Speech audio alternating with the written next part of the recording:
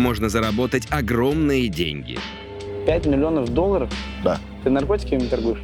А можно все потерять. Я потерял все свои деньги. Еще минус около 10 миллионов долларов. Два уникальных героя. Один построил 16 домов в Дубае, Все сдано, все построено, там все в аренду сдано. а другой сделал миллионы на криптовалюте в 29 лет. Не деньги тебя портят, а просто наружу выходит твоя сущность. Как вылезти из колоссальных долгов и не останавливаться ни перед чем. Сегодня они расскажут нам свою историю.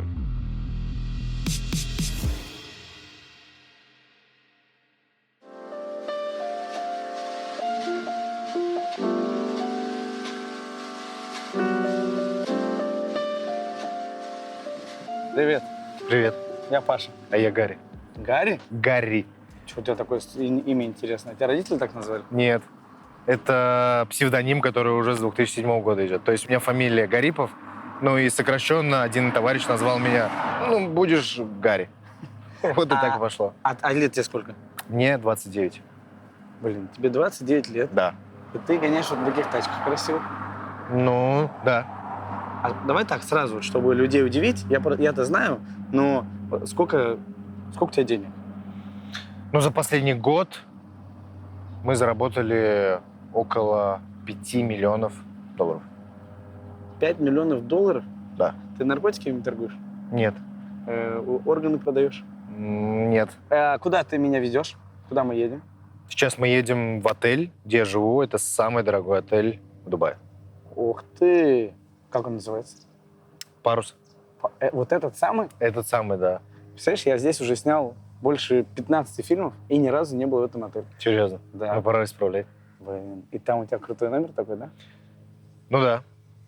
Чуть позже скажу, сколько он стоит. Да. Все, хорошо. Договорились. Поехали. Погнали. Так.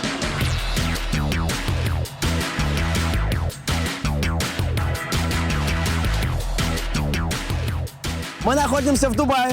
С этой стороны мы видим Бурдж-Халифу, а с этой стороны красивое белое здание. И напротив меня еще одно такое же здание. А это означает то, что сегодня мы снимаем человека, который строит эти здания. И у меня есть друг, Рашид, идем ко мне. Это человек, который помогает нам встретиться с этим мультимиллиардером. Расскажи, пожалуйста, кто это такой, к кому мы идем? Его зовут Реза Биджани, он миллиардер, очень влиятельный человек в индустрии строительства в городе, потому что он построил множество башен по всему городу. Вау.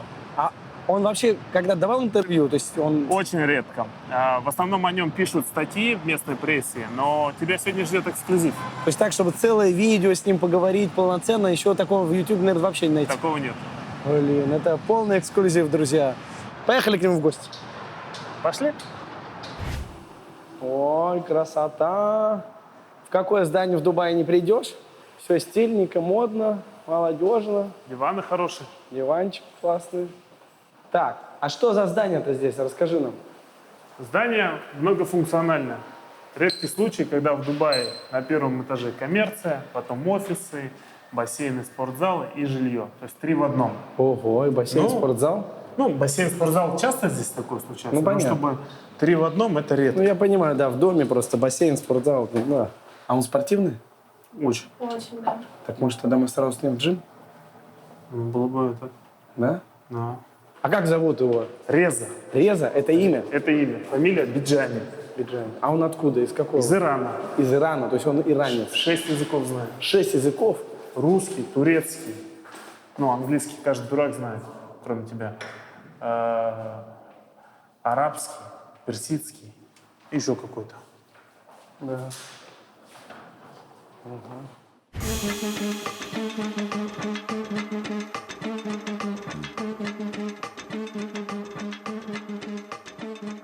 Дарья, вот такой вопрос к тебе.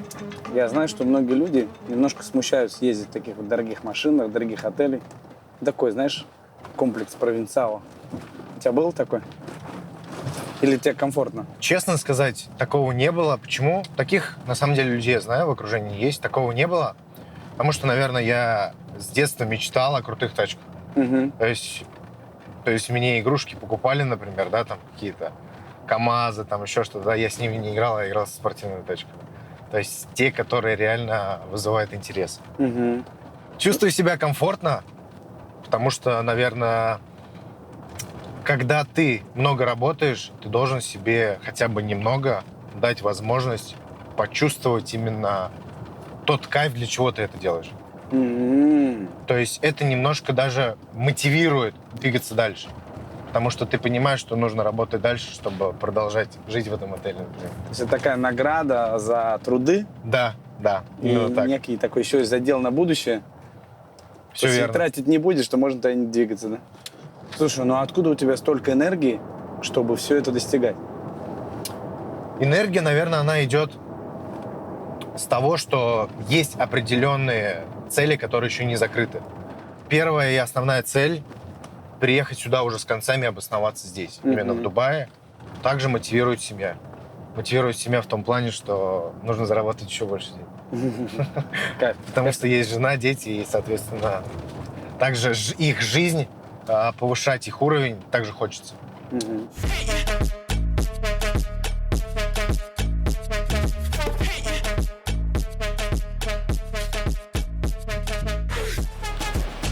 Это что? Мы с тобой в парусе? Мы в парусе в 7-звездочном отеле. 7 звезд. 7 звезд, да. Это единственный в Дубае такой отель. Насколько я знаю. Сколько стоит твой номер? 170 тысяч в сутки.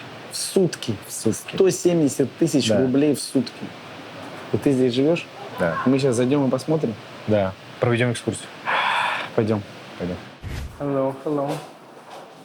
Нормально так. Мрамор во всю стену, да? А як же?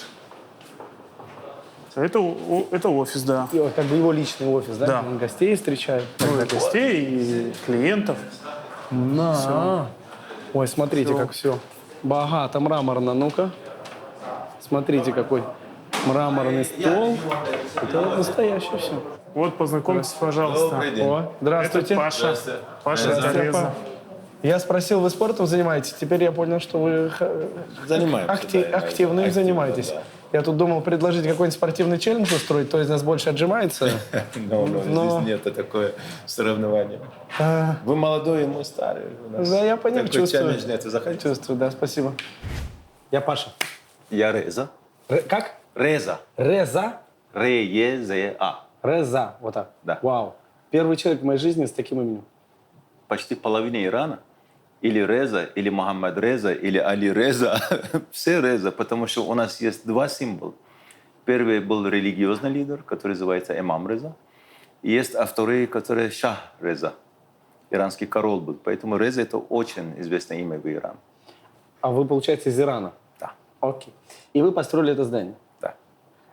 Сколько вот нужно денег, чтобы построить такое огроменное здание? Минимум $70 миллионов. Это себестоимость просто? Себестоимость, То есть только да. инвестиции, которые нужны? Только инвестиции. А после продажи за сколько все это можно? Сводно есть желающие покупать такие объекты около $110 миллионов. О, ну, неплохо. Неплохо, Можно да. заработать. Но долго надо ждать, это не так быстро. Так, как тут карточки работают? Покажи. Я хочу это все увидеть. Так, мы вот так вот остаем. А можно... Да, посмотри, смотрите. О, золотом, все красиво. Ну, это, наверное, позолотно, да, все-таки? Мне тоже так кажется. Можно я так? Раз. Ложечка. Держите. Все, вы видите нас. Ого! Он чё у Сразу тебя? нас встречает лестница на второй этаж. Он у тебя сразу двухэтажный? Да. Охренеть. Да, ну стиль, конечно, такой позолота. Ну, да. Несовременный. Рокко-бококо. Рокко-бококо.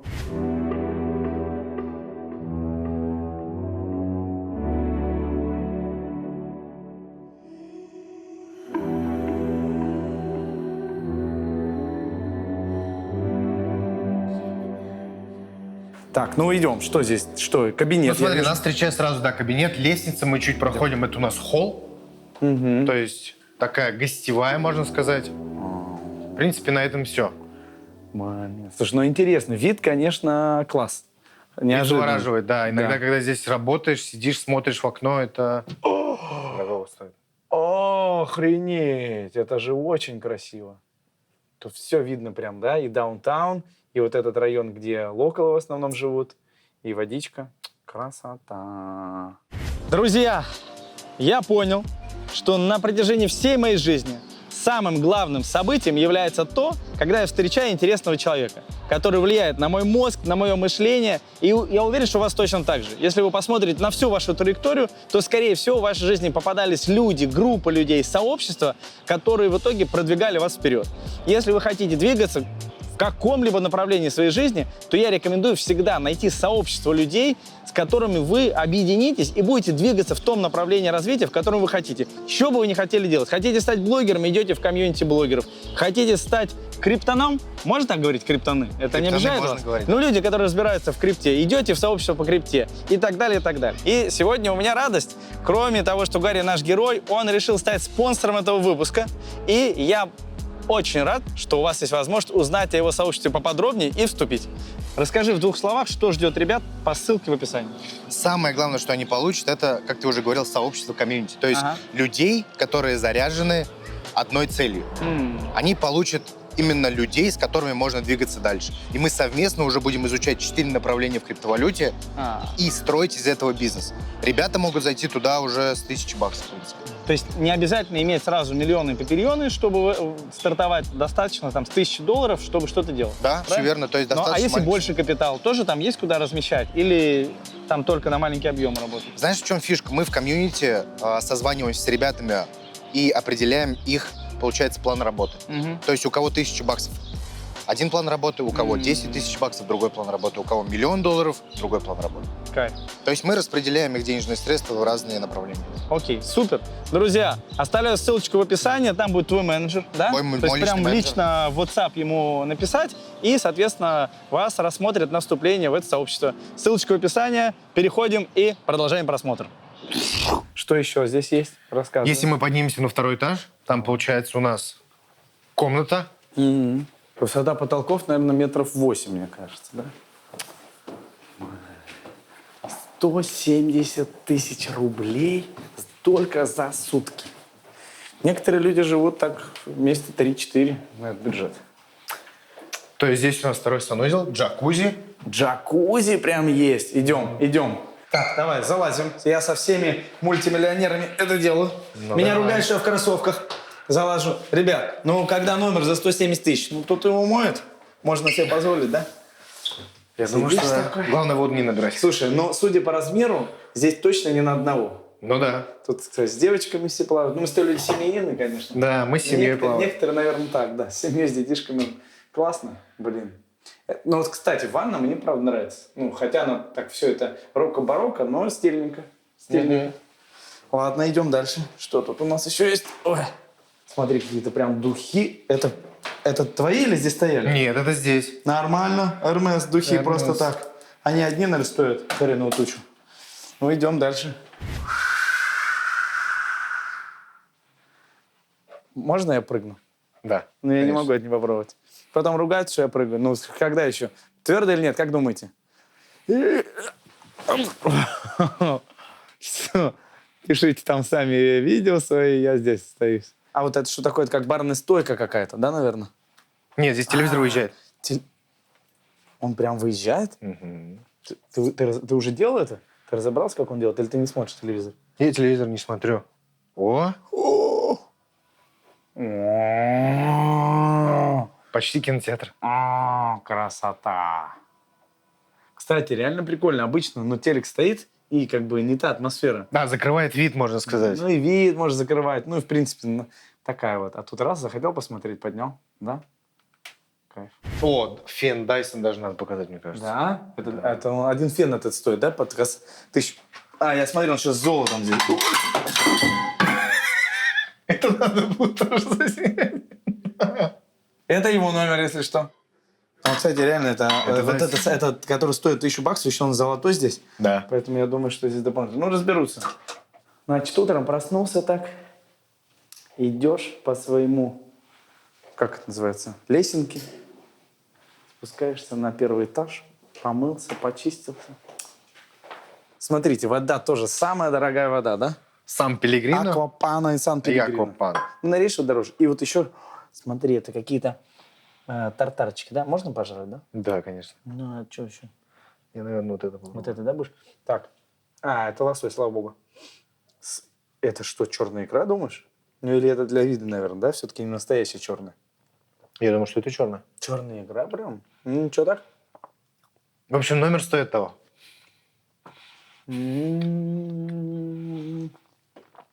По полной я должен воспользоваться. Что, пришел раз снимать, фен сломал, водичку попил. Ах, ребят, что вы так жили? Ну, знакомься, спасибо, что нас позвал. Изучить такие прекрасные места. Взаимно.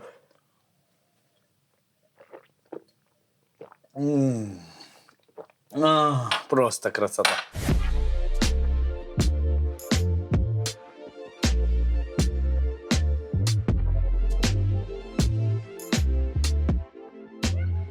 Ну, вы, получается, очень богатый человек. Я не могу сказать, я очень богатый человек. Если для вас богатство – это деньги, да, у нас хватает. Но если сказать остальные ценности богатства – это семья, это друзья, это ценности жизни, я в этом области себя более счастливо считаю. Вау. Да, Это как-то? То есть вы в семье и в дружбе реализованы больше, чем в бизнесе? 100%. Что там у вас такого в дружбе, в семье, если вы строите... У меня такие- большая семья. У нас в семье 8 детей. 8. И я номер 8. Поэтому, если я могу реализовать это благодаря поддержке семьи. У меня жена из Украины, между прочим. О. Она очень хорошо поддержала 25 лет меня. И на время банкротства, на время беда всегда была возле меня. Поэтому я считаю, что мне повезло, да. Подождите, я не совсем понял. У меня сразу много вопросов. Начнем с... Что такое 8-й родитель? Ребенок вы имеете в виду 8-й? Да. Все, вы 8-й ребенок. Да. То есть получается, что у вас 7 братьев и сестер. И с женой вы сказали 25 лет вместе. Да.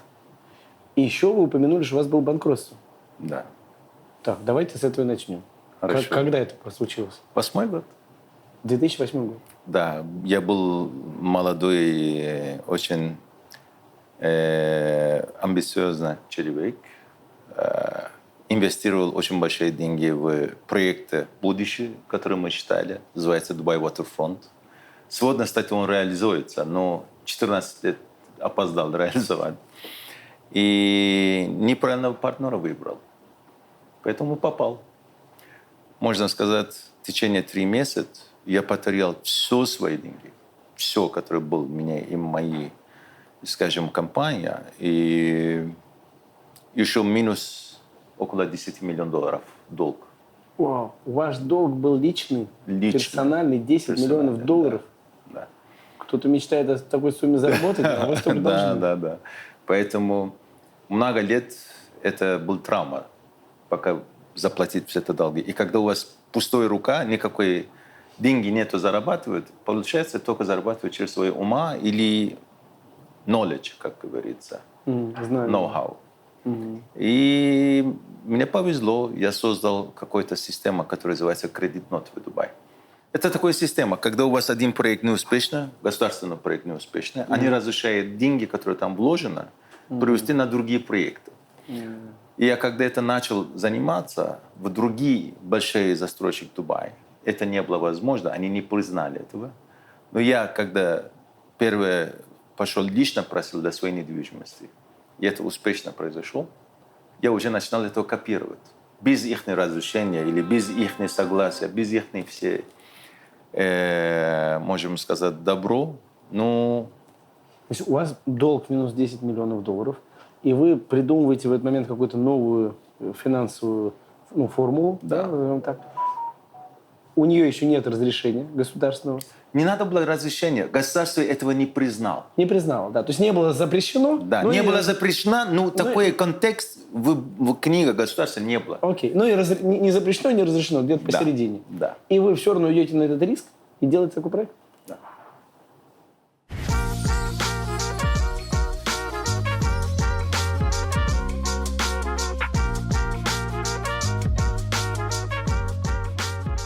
Я, честно говоря, когда мне про тебя рассказывали, думал, что поскольку тебе 29 лет, у тебя куча миллионов денег, то ты должен был быть таким наглым, зажравшимся, неприятным человеком. Вот я искренне ехал, думал, весело будет, а ты приятный, открытый, спокойный парень. Как это так получилось? Ну, знаешь, мне кажется, это в основном стереотипы. То есть мы же всегда думаем, что если человек богатый, значит, он слишком высокомерный, плохо относится, например, там, к окружающим людям, да, особенно к обслуживающему персоналу. Это стереотип. И когда ты начинаешь, например, общаться с такими же людьми, у которых есть большие деньги, ты понимаешь, что многие из них добились этого сами, ну и, соответственно, они ценят деньги и ценят именно людей окружения. Потому что для них именно ценно то, что вокруг них, а не то, что вот у них в кармане. Вот это важно. Ну, просто знаешь, как обычно бывает? Те, кто богаты, им 40-50 лет, да, они уже как-то так помудрее стали. Но обычно там есть 20-летние, 30-летние, особенно быстрые бабки, первые миллионы долларов, но уже вот начинают, знаешь, вот это понты там вокруг и так далее. Вот почему у тебя этого не произошло? Ты же быстро разбогател. Ну, знаешь, почему, наверное, что я все еще не считаю, что я достиг чего-то, ну, даже если я достигну чего-то большего, я все равно таким человеком не стану, потому что, ну, меня родители так воспитали. То есть это все идет из семьи, мне кажется, что родители из, так скажем, обычной семьи, да, то есть они работали на обычной работе. Я понимал, что ценности именно, они важны. Ну, то есть отношение к другим людям, это важно. И то есть деньги не должны тебя портить. Вообще есть такое выражение, что не деньги тебя портят, а просто наружу выходит твоя сущность, которая скрывается там внутри. Сколько времени вам потребовалось, чтобы вернуть долг 10 миллионов долларов? Практически 5 лет. Ну, некоторые мечтают за 5 лет сделать 10 миллионов долларов. Нет, я за 5 лет не только свой долг закрыл, я еще успел выиграть судебные дела, которые мне дал вот это помещение строить. Да. Поэтому повезло, и поэтому я говорю, это значит, Бог нас любит. На тот момент помог нам. Кошмар. Ну, интересно, вы сказали, что жена в этот период вас поддерживала. Всегда. Давайте поговорим вот о том периоде немножечко. Я хочу, чтобы вы вспомнили один из самых тяжелых дней для вас эмоционально, когда вы вот понимали, что все, вы у разбитого корыта. Когда все-таки... Сейчас я вы вам выглядите скажу, позитивным, таким я заряженным. скажу такой память. Это очень лично, но для меня это очень важно. Я когда посчитал на свой аудит и посмотрел, что я в минус 10 миллионов, и никак не мог думать в течение 3 месяца такой глубокой яму себе сделал. 3 дня подряд был в госпитале постоянно. Мне ноги отказалось. Такой был, знаешь, нерв, брейкдаун, как говорится. Да, и когда пришел домой, жена говорит, иди отдыхай. Я отдыхаю, никак не могу уснуть. Уже 4 часа ночи я вот так сижу, прямо так в постель. И она стоит и говорит, что ты делаешь? Я говорю, думаю. О чем ты думаешь? Я говорю, это все проблема. Она поднялась и начала кулаком ударить меня. Дурак, ты сам себя убьешь так. Когда я тебя знал, у тебя ни один дирхам в кармане не было. И ты продолжаешь так. Ты один раз сделал, еще раз успеешь делать. Не переживай, тот. И она меня разбудила, так, что в 6 утра я был уже у своего офиса. Я поднимаю все документы, думаю, где мне застряло хотя бы какой-то деньги.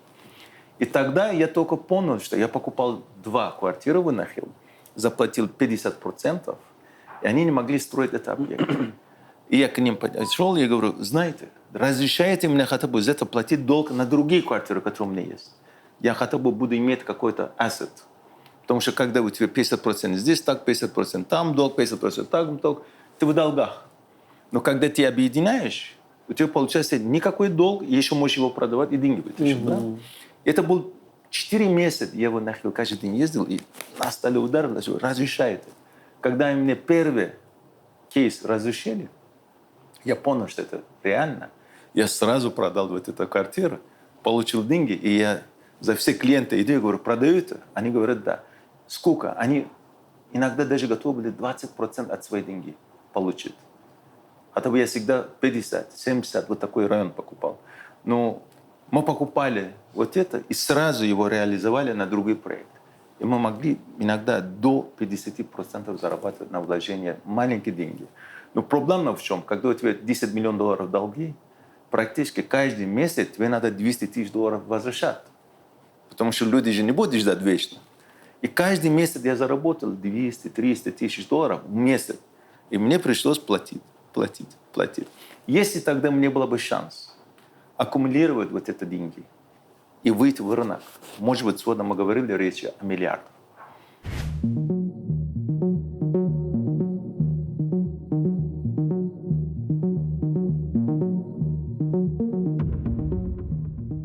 Я что хочу? Я хочу построить такой путь, как ты его прошел, да, путь становления, потому что ты говоришь, ты с нуля начинал, да, ну, то есть ты из простой семьи, и сегодня у тебя есть возможность жить в номере за 170 тысяч рублей и ездить, арендовывать хорошие тачки. Вот какие у тебя основные такие фазы, которые ты прошел, твой путь, чтобы люди могли с ним познакомиться? И, может быть, даже где-то повторить. Ну, основные фазы, наверное, стоит начать с того, вообще, чем я начинал заниматься, где я работал. То есть после того, как я закончил институт, я пошел работать в банк, потому что я закончил банковское дело.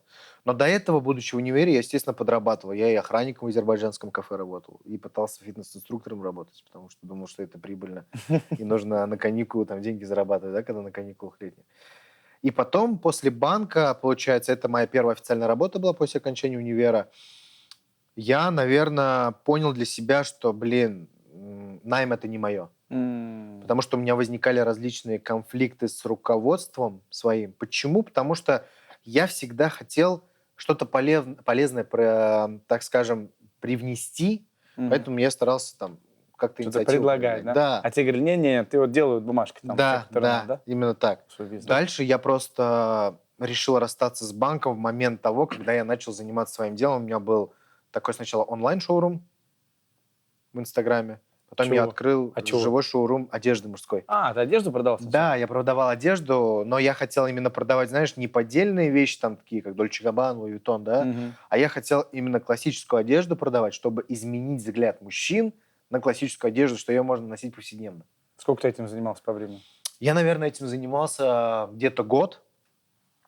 Почему я ушел с банка? У меня появился коммерческий заказ. Мне нужно было одеть команду КВН с Татарстана, 4 татарина, 10 человек. В костюме они ехали к Маслякову в Сочи выступать. У меня появился заказ. И у меня был выбор, знаешь, такой, остаться в банке, либо пойти своим путем. Слушай, ну там же риски. Один заказ, он все равно кончился бы, деньги бы кончились. Как ты решился на это? Ну, знаешь, я, наверное, сказал себе, что я всю жизнь хотел быть тем человеком, который что-то создает, либо созидает. У меня с детства были такие мечты, что я хочу быть бизнесменом. Типа, да, я там мечтал, я думал, у меня будет ресторан, там, еще что-то. Ну, то есть в детстве вот так. И поэтому у меня вот эти воспоминания пришли в голову, и я решил, что, вот этот шанс, и мне нужно сделать этот шаг.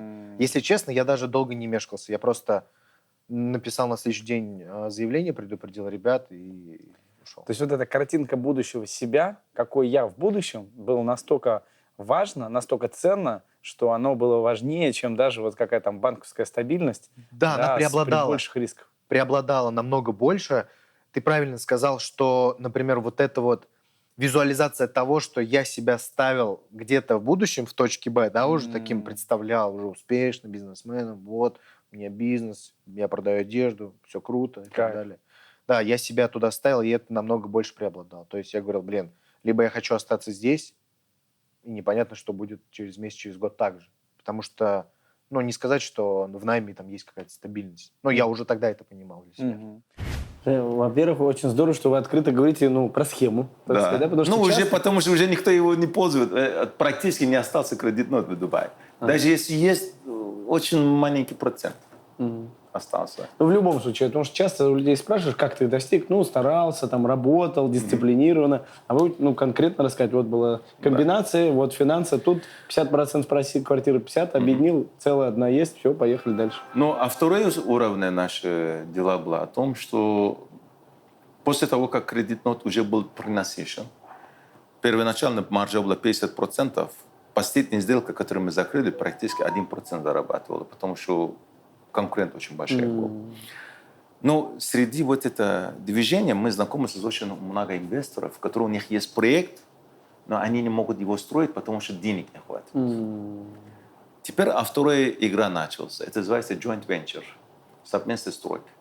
И я знал людей, которые много денег получили от продажи своей недвижимости, и людей, которые у них есть недвижимости, у них надо именно такую сумму денег для того, чтобы завершать.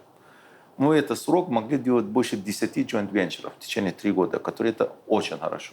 Очень хорошо. То есть для тех, кто не знает, как это устроено, то есть это как еще раз? Есть какая-то стройка, которая не завершилась, Да.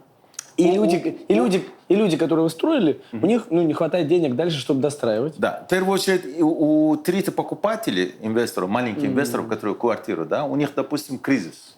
Они не могут платить. Но одновременно ты же не можешь заморозить свою стройку. Когда будешь заморозить, он деградируется и потеряет свои ценности.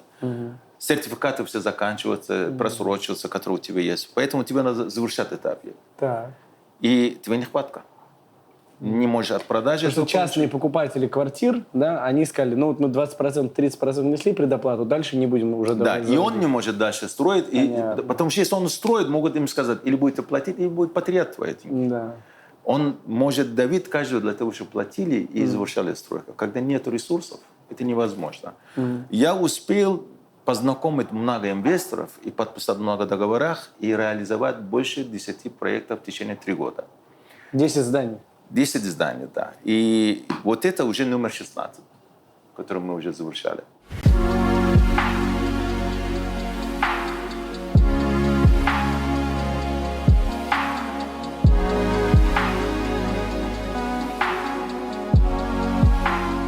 Дальше, чем закончился этот проект, как ты дальше пошел? Дальше я его закрыл, не продал. То есть я понимал, что здесь я предприниматель-ремесленник. Я делаю все сам. Я веду Инстаграм, я веду учет, я веду бухгалтерию, я закупаю товар, я его разгружаю, я его продаю, я мою полы. И то есть я предприниматель-ремесленник, и у меня это вызвало выгорание.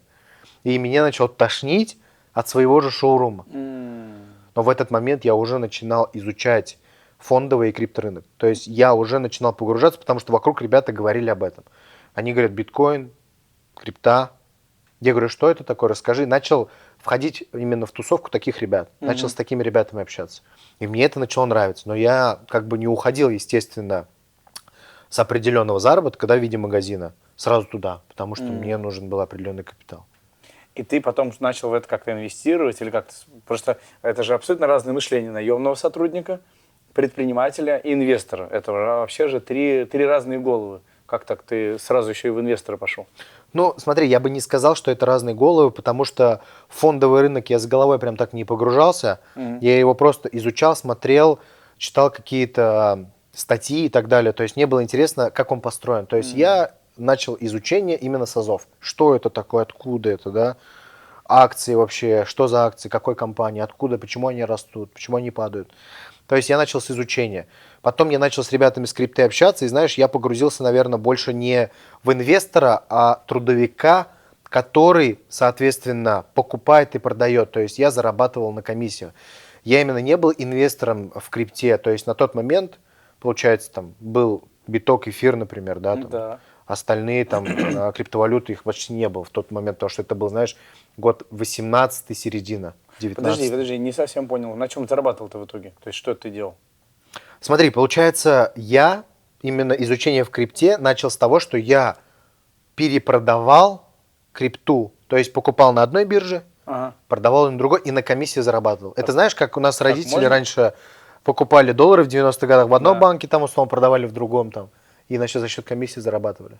Офигеть. Так можно? Это работает? Это работает, да. То есть действительно на разных биржах разный курс просто? Да. Это то же самое, как в банке. Вот мы приходим доллары, например, покупать, да? В разных банках же разный свой курс. Чуть-чуть, да. Вот, и они на этом зарабатывают. Но все равно он разный, но не настолько, чтобы ты мог в одном банке взять доллары, принести в другом и заработать. А здесь потому что можно? это пофиксили в определенное время, а раньше это было вот когда, знаешь, там 80-й год, я помню, мне отец рассказывал, что были такие у него друзья, кто спекулировал на этих А в крипте моментах. еще такие вот возможности, такие темы еще оставались?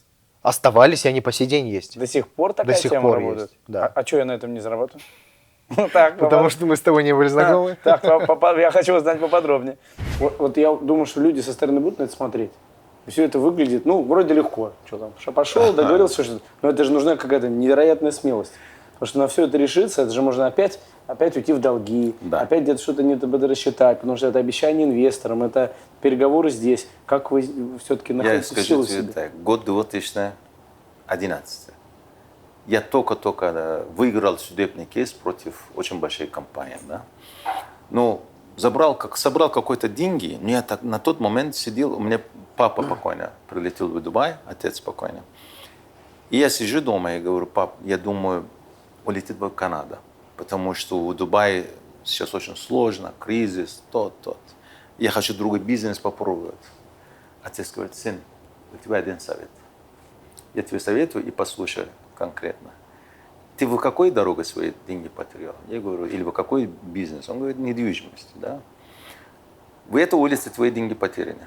Ты же не можешь ходить на соседних улицах искать свои деньги. Деньги здесь. Ищи свою ошибку.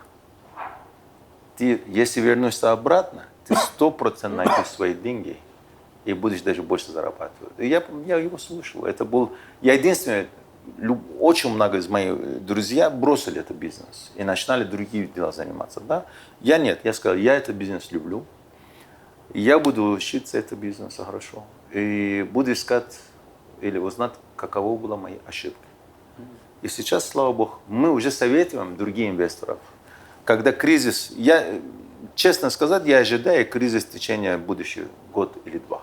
Весь мир этого ждет, потому что такой тенденция на данный момент. Экономические проблемы большие в мире. Когда кризис начинается, у меня бизнес присутствует. Потому что люди, которые у них проблема, когда нету кризиса, хорошие времена, они забывают. Все ковры поднимают, сунут, закрывают и ждут. Когда кризис начинается, уже там нету места.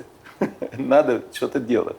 Тогда они к нам обращаются, и мы всегда, можем сказать, более 90% успешно у нас есть совет.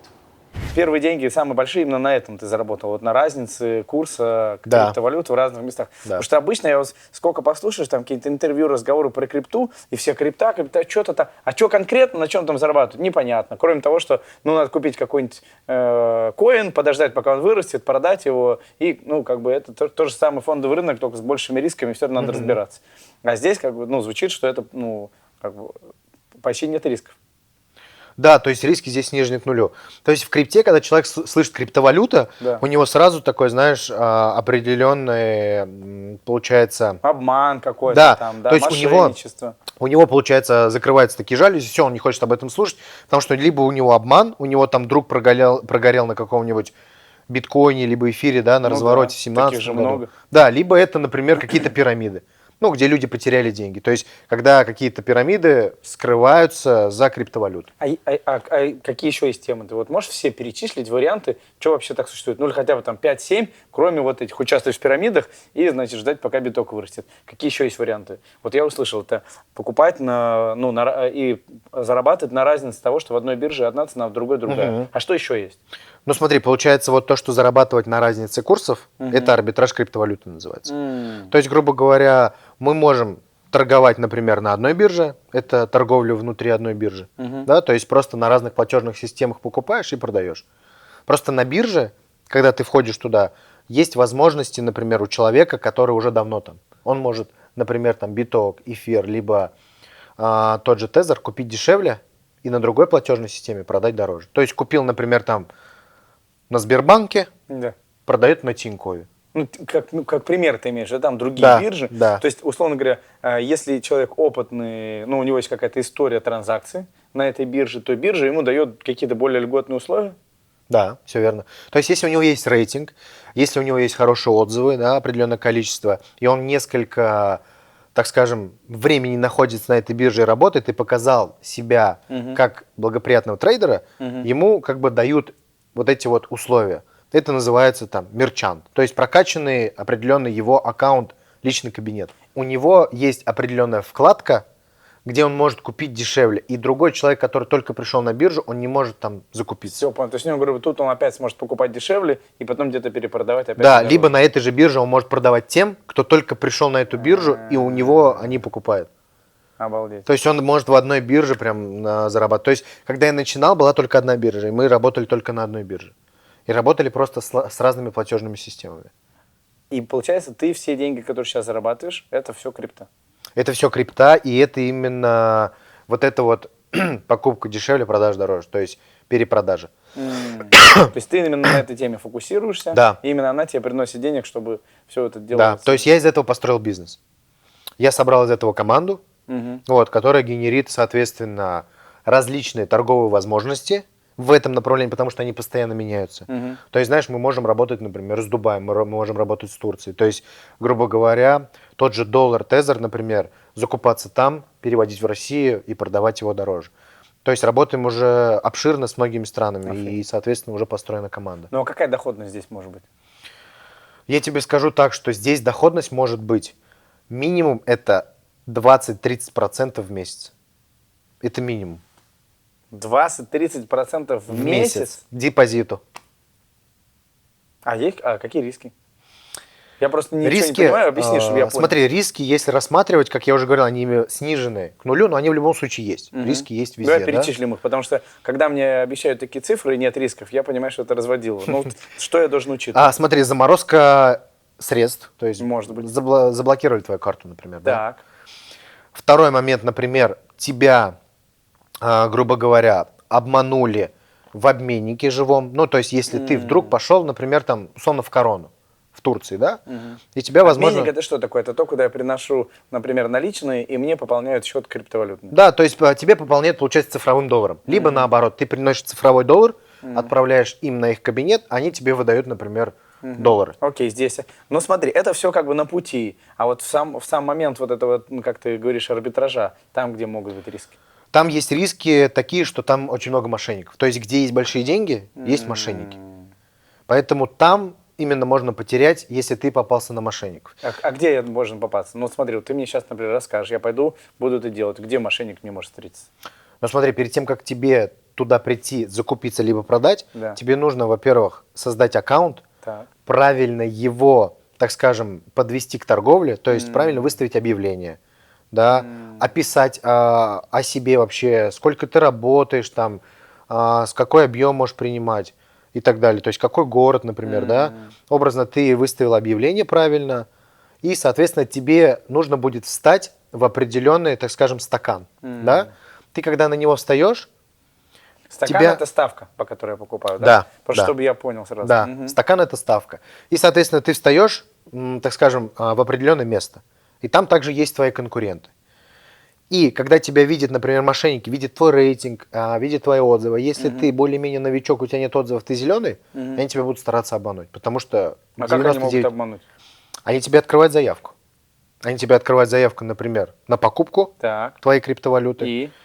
И начинают тебя разводить. Первый способ, самый распространенный, на одной из бирж можно, так скажем, есть такой баг, через собачку они могут поставить, будто бы это пишет поддержка. Вот. Пишет поддержка и говорит, ваши средства заблокированы, отпустите монеты. А когда ты покупаешь, продаешь, у тебя же есть кнопка, например, отпустить монеты. Ты их отпускаешь только в тот момент, когда ты получил денежные средства на свою карту. Так. Ты увидел, например, там, у тебя заявка на 1000 рублей, ты увидел, что они у тебя упали, ты нажал отпустить. И что это значит? Они уйдут ему просто так? Да, но деньги он тебе не заплатил. Он тебя вынудил, получается, отпустить монеты, но деньги не заплатил. Второй мошеннический такой способ распространенный. Ты, например, стоишь, продаешь там на Сбербанк, на Тинькофф, да, и тебе они присылают просто обычное списание. Видела на Тинькове там списание, там такая-то сумма. И ты, когда часто работаешь, например, у тебя много заявок, ты видел сумму, например, там 1000 рублей, опять-таки, да? Ты такой, пришло, и отпустил. Это же сообщение, и ты, бывает, машинально отпускаешь. То есть были такие случаи, когда там наши ребята с комьюнити попадали на это. Хотя мы об этом предупреждали их, рассказывали об этом. Офигеть.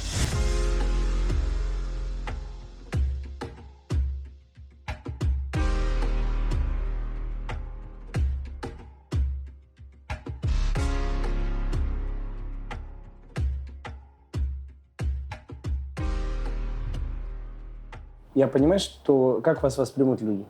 Какой-то дядька где-то там в Дубаях сидит, там здание строит и так далее. Ему, наверное, там кто-нибудь помогает, какие-нибудь чиновники. Какой-то черные деньги. Да, какие-нибудь черные деньги, все как бы, все не своими силами. Поэтому вот хочется понять, вот когда совсем все тяжело было или сейчас все хорошо, в чем мотивация это просыпаться и двигаться дальше? Ну, сейчас вот вообще все есть уже. Здание, есть свои деньги, есть, зарабатываете. Ну, все, на пенсию. Я думаю, только игра начинается. Сейчас только стало интересно, потому что, представляю, 2008 год кризис начался, и мы в минус 10 миллионов. Если сейчас 2023 год кризис начинается, и у нас десятки, даже, может быть, сотки миллионов в руках, как можем играть? Представляешь? Это уже стало интересно, потому что тогда нам нужно было. Знаешь, это когда сидишь на время экзамен, пишешь ответ, или когда себе дома с друзьями играешь и пишешь ответ. Это гораздо легче, да? Может быть, даже лучше. Когда у тебя давление, ты можешь уже ошибаться. Поэтому я считаю, в этом будущий кризис мы можем реально свой потенциал реализовать. Потому что 2008 год, как я тебе говорю, столько я заработал бы, все равно пришлось заплатить на долгах. Смотри, я 13 год пришел в ноль. И с 13 год мне надо было с нуля строить, что у меня сегодня есть. Я никак не мог отдыхать. Сегодня я получаю кайф. Я на каждый выходной беру свои баги. Я покупал много баги. И позову своих друзей и идем в пустыне. Это кайф. Это реально кайф. Раньше мне жизнь только была дом, работа, дом, работа, дом, работа. Иногда, если успел бы, спортзал. Сейчас нет. Сейчас мы работаем и кайф получаем от работы. Это разница. Мотивация в том, что быть полезным в первую очередь. Потому что когда ты уже будешь сказать, я в пенсии, и ты никому не нужен, и люди тебя забывают. Этого не хочется, да? Хочется всегда быть полезным. Хочется всегда быть в контакте с своими друзьями, клиентами, инвесторами. Знаешь, это движение жизни. Поэтому нет, пенсия еще далеко. От жизни кайф будем получить, но пенсия не для нас. Классно. Ну смотри, я так вот слышу, чтобы в эту тему идти, всегда нужно, два варианта. Либо отдавать человеку, который в этом разбирается, вот вы этим занимаетесь, то есть вам можно отдать на управление деньги или нет? Ты только своими управляешь? Нет, смотри, мы на управление не берем, потому что мы не хотим нести ответственность за чужие деньги. То есть, например, если я тебе сейчас переведу деньги, скажу, можешь ли ты покупать, ты откажешься? Да. Черт, мой план не сработал. Окей. Но второй вариант, надо в этом глубоко разбираться. То есть я точно понимаю, что я никогда не отдам никуда свои деньги, если я предметно не разобрался, не стал специалистом, не стал понимать, как это устроено, как это работает, все нюансы. Вот здесь что читать, куда бежать, какие есть варианты? Ну смотри, здесь есть варианты такие, что человек углубляется, садится, изучает это направление, да, то есть арбитраж криптовалют, и старается это применить самостоятельно, как бы набить себе определенные шишки, на все 25 мошеннических схем попасть, чтобы разбираться в них и знать, что да, это мошенническая схема или это реальный покупатель, да, тебе кинул заявку. То есть либо обращаться, например, к знакомым, какие-то находить контакты, комьюнити, где именно сконцентрировано большое количество таких ребят, и уже развиваться в этом комьюнити. То есть именно находить ребят по интересам. Если ты хочешь в этом направлении разобраться, углубиться в это, то тебе нужны проводники в этом всем. Ну, какие есть варианты? Ну, там, не знаю, какие-то сайты, статьи, YouTube-каналы, курсы, куда идти? Какие есть варианты? Есть у нас, но мы делаем больше, знаешь, комьюнити, то есть объединение людей. То есть тебе пишут, и к тебе можно прийти как-то, изучить эту информацию. Да, знаешь, как это возникло? То есть, когда я начинал это изучать, я это транслировал в инсте. То есть, знаешь, это такой лайв-контент был, где я транслировал весь свой путь. Работал в банке, был предприниматель-ремесленник, да. Я это все транслировал, и людям было интересно. Ну и, соответственно, я транслировал, как занимаюсь этим. И так образовалась комьюнити. То есть люди хотели туда попасть, люди хотели изучить это направление. То есть им нравилось, что я показываю, и как оттуда вот появляются деньги. То же самое, как у тебя сейчас впечатление было, как так, типа 20-30% на разницу, чего, куда купил, куда продал. Людей, бананы. То есть это что такое-то? Типа люди тебе пишут, они спрашивают советы, ты сделал из этого такой клуб, комьюнити, в который можно как-то вступить, и, соответственно, ты тоже там даешь вот эту какую-то информацию. Или как это все устроено? Вот если я хочу попасть, что надо делать? Ну смотри, получается, для начала нужно пройти отбор. Так. Да, то есть если человек мне пишет, я его направляю, получается, к своей команде. Она занимается тем, что созванивается с ним лично, задает определенные вопросы, спрашивает, например, там, про возможности финансовые, про капитал, какой есть, да, для работы. И дальше уже принимается решение, либо принимается, либо не принимается этот человек. Ну, на каких основаниях ты можешь, например, меня не взять? Ну, смотри, если, например, там, у нас с человеком разные взгляды на жизнь, да, мы вот не соприкасаемся. Хочется же работать с людьми, которые жизнерадостные, которые, например, энергичные, да, которые за движуху, которые готовы работать, вкладываться и должны понимать, что это реальная работа, что это не просто кнопочки нажимать, что это реальная работа, нужно включать голову, математику, считать, то есть быть в этом, Окей. жить этим. Но при этом, если я хочу разобраться, то я могу куратору, любому человеку задать вопрос, мне все объяснят и скажут, где чего делать, чтобы делать 20-30%.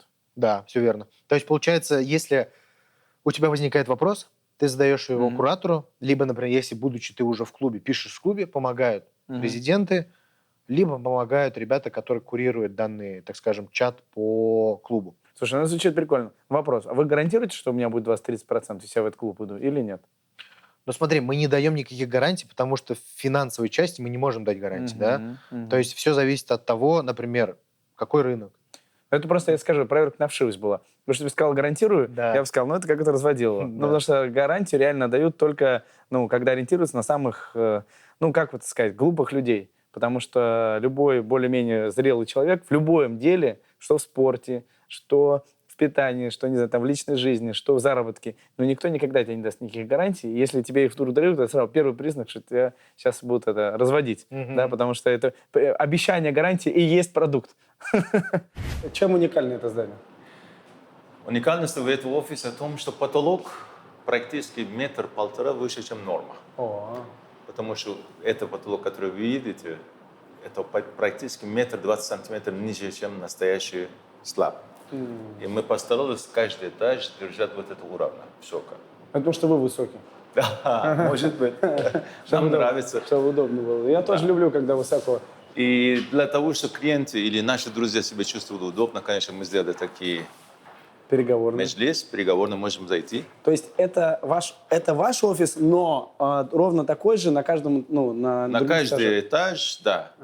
Каждый коммерческий этаж, потому что у нас есть резидентский и есть коммерческий, где жилье, где офисы. В офисе такой потолки, да. Такой потолок, такое качество. А сколько всего этажей получается? В общем-то, у нас 20 этажей. 20 этажей? Да. И сколько из них резидентство, сколько из них? У нас самый нижний этаж магазина, потом 2 этажа идут как бизнес-центр офиса и 17 этажей жилье. Жилое. То есть в основном все-таки это жилое В получается? основном жилье, да. Это наши переговорные, конечно. Нам нравится итальянский мебель. Красиво. Ну, а получается, дальше вы это продаете вот так целыми офисами или Нет, этажами? в основном они идут как shell and core, получается, не готовы. Каждый клиент свой дизайн привозит. Мы советуем, если нам нравится и соглашаемся, даем добро, они себе делают декорации. Но вы продаете этажами или офисами? Мы пока ничего не продаем, это все нам принадлежит.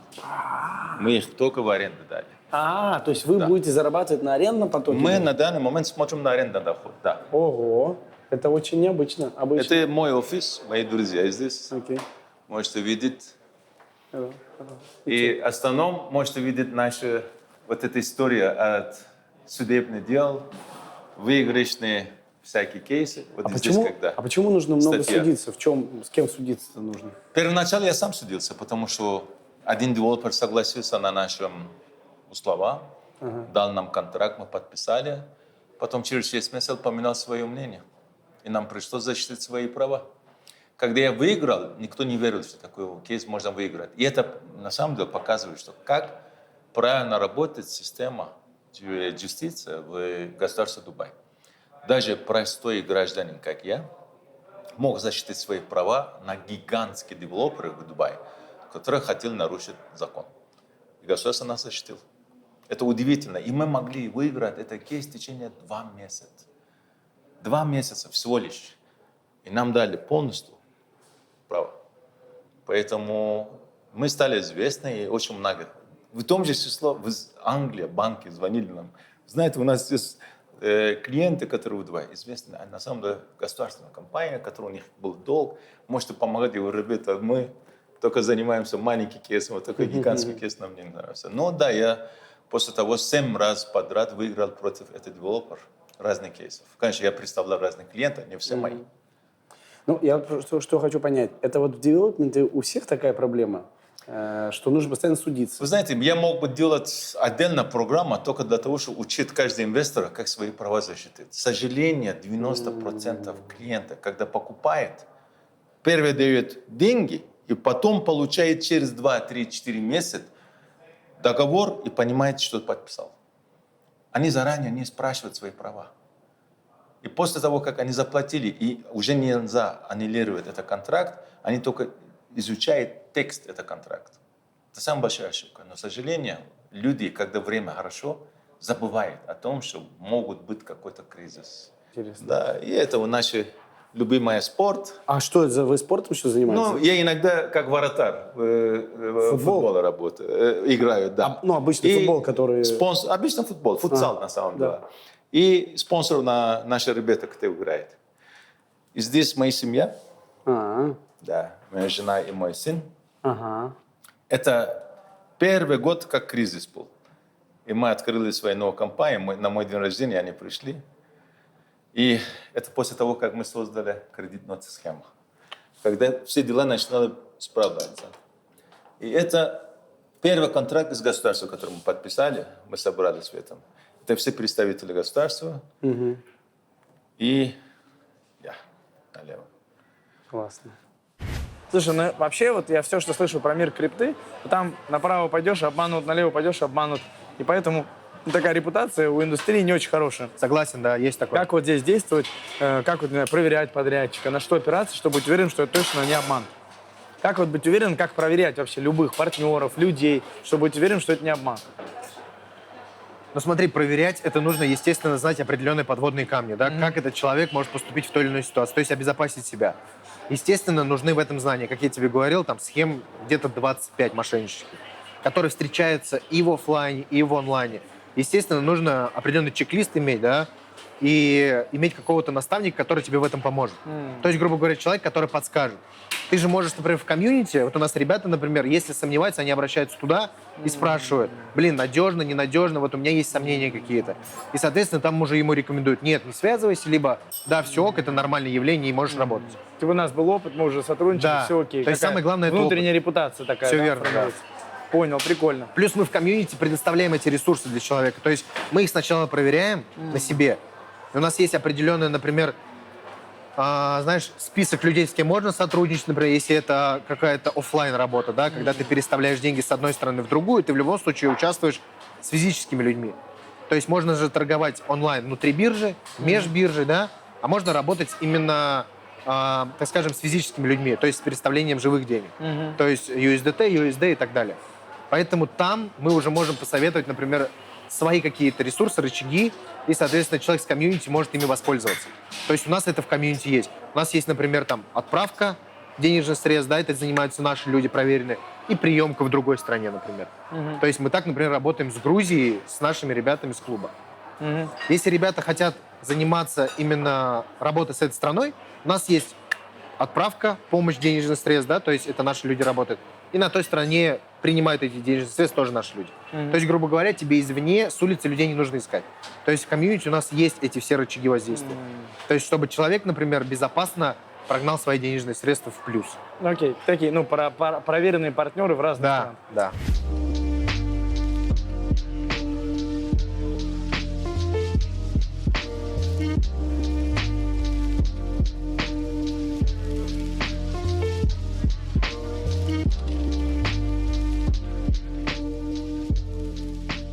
Вот смотри, ты был наемным сотрудником и потом не побоялся пойти своим бизнесом заниматься. Потом стал разбираться в криптовалюте. Ну, для этого нужно, ну, знаете, как не бояться двигаться, да? Как ты вот сегодня видишь много ребят, которым тоже 29 лет, и у них, ну, ни хрена нет столько миллионов, как у тебя. Как ты понимаешь, в чем разница? Почему у них не получается, у тебя получается? Что они делают не так? Какие у них основные такие ошибки? Ну смотри, основная ошибка — это страх. То есть человек боится сделать шаг вперед. То есть, вот, например, когда ты разговариваешь с своими сверстниками, они считают, что стабильность в найме лучше, чем, например, идти на риск. То есть зачем я буду рисковать? Я лучше буду работать на обычной работе своей в найме, буду шабашничать, но никуда не пойду ничего созидать и создавать. Потому что это страх. То есть, знаешь, у меня даже пример такой есть, почему далеко ходить. У меня есть старшая сестра, У нас с ней 12-13 лет разница. Ей, получается, уже 40 лет. Вот. И у нее есть большой страх того, чтобы что-то начать. То есть она боится что-то начать. Она хочет, она делится со мной этим, да, вот. Я бы хотел, например, там, для детей какие-то праздники устраивать, да, хочу вот это направление, там. Я говорю, а почему ты не возьмешь и не сделаешь? Она говорит, у меня не получится. Я говорю, а ты попробовала? Она говорит, нет. Я говорю, откуда ты знаешь, что не получится? Она работает в найме. То есть, ну, настолько человек, получается, знаешь, вот этими корнями пророс, и огромный страх. Чем больше ты находишься в месте, где тебе хорошо, комфортно, да, тем тяжелее тебе будет сделать шаг во что-то неизведанное. То есть поэтому таких людей очень много. Потому что вот эта вот стабильность, знаешь, это вот родители еще вот это вбивали, да, то есть от бабушки, от дедушки, это же все с поколения в поколение идет. И, соответственно, люди сейчас с этой установкой все еще продолжают жить. Слушай, ну в теории звучит хорошо. Типа, надо не бояться, сделай первый шаг. Но есть же реально много людей, кто что-то сделали, и у них не получилось. Они там ушли в убыток, или там банкротились, или еще что-то. И поэтому в теории звучит классно, попробуй, и все будет классно. Но нет же гарантии, может и вообще все потерять. Ну смотри, везде есть какие-то риски, да? То есть если мы будем в найме, тоже не факт, что нас через год не уволят. Но знаешь, лучше, наверное, попробовать и жалеть, чем не попробовать и потом сожалеть, что ты не попробовал. То есть, сидя в найме, ты, например, мечтаешь что-то свое создать. Тут же даже на примере сестры у нее нету мысли о больших деньгах, да? Она просто хочет заниматься тем, что ей нравится. Вот ей не нравится уже ходить на работу, морально тяжело, потому что, например, там работая в госучреждении, тебя давит очень слишком много обязанностей, накидывают. И ей уже тяжело, и она просто хочет заниматься тем, что ей нравится. Вот ей нравится устраивать детские праздники, да? Ей нравится там быть, например, условно, отвечать за какие-то мероприятия в школе у ребенка, да, там, у моей племянницы. Это просто ей доставляет удовольствие. То есть, знаешь, это определенная такая отдушина. То есть ты от этого получаешь определенный заряд. Вот. И она больше хочет для этого уйти. А стоит ли человеку, например, жертвовать тем, что ему нравится и чем он хочет заниматься, ради того, чтобы быть в нелюбимом месте? Я думаю, что нет.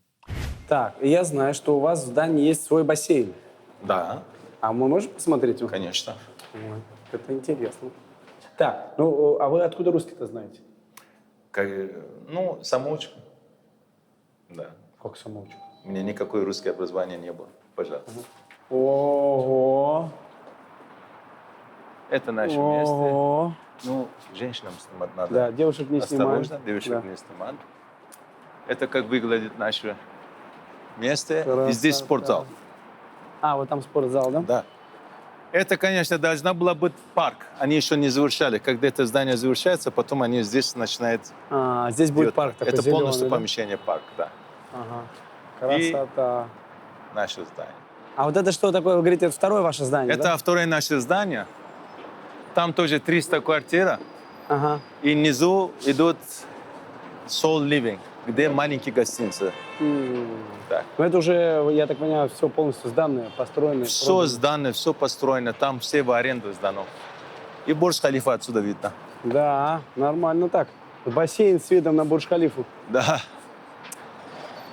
Красотень. Здесь канал. Ага. И Воланте – это один из самых дорогих объектов в Дубае, который там напротив стоит. Это каждый этаж идет пентхаус. Ну вот, хочется мне понять, что чувствует человек, который понимает, что он строит здания, вот такие огромные, на просто десятки миллионов долларов с видом на Бурдж-Халифу. Это гордость за себя? Может быть, частично гордости, но через время привыкаешь. И хочешь больше. Хочешь достигать еще выше, еще лучше. Это и есть твоя мотивация. Это не ради денег, абсолютно не ради денег. Ради того, чтобы достигать и мог что-то оставлять после себя. Ну, конечно, эти же здания не будут существовать многие годы. Согласен. Согласен. Красота. Скажи, пожалуйста, про тебя еще. Вот чтобы все это делать, самому торговать, комьюнити, выходить в новые страны, да, нужна какая-то, ну, драйв, мотивация ко всему этому. Хотя, в принципе, уже более-менее все достаточно. Вот сейчас у тебя какой такой образ будущего, да, ты говорил, меня вдохновляет образ будущего, кем ты будешь, например, через 30 лет, 50 лет, Вот ради чего сегодня ты движешься? Ну, знаешь, вот я задавался этим вопросом, типа, что ты оставишь, какой след после себя, да? Знаешь, хочется, наверное, чтобы о тебе вспоминали как о человеке, который что-то создал. То есть, знаешь, вот, например, вспоминают об этом человеке и говорят, блин, он изменил там много жизней, да? Он создал там вот это. То есть он сделал вот это. И знаешь, вот это вот мотивирует. Именно хочется, чтобы люди, видев тебя, например, здесь же в торговом центре, например, да, в каком-то, и говорили, блин, привет, Ильнур, блин, вот ты мне так помог, у меня сейчас такие результаты, и это тебя мотивирует еще больше дальше двигаться. То есть вот это тебя, так скажем, питает.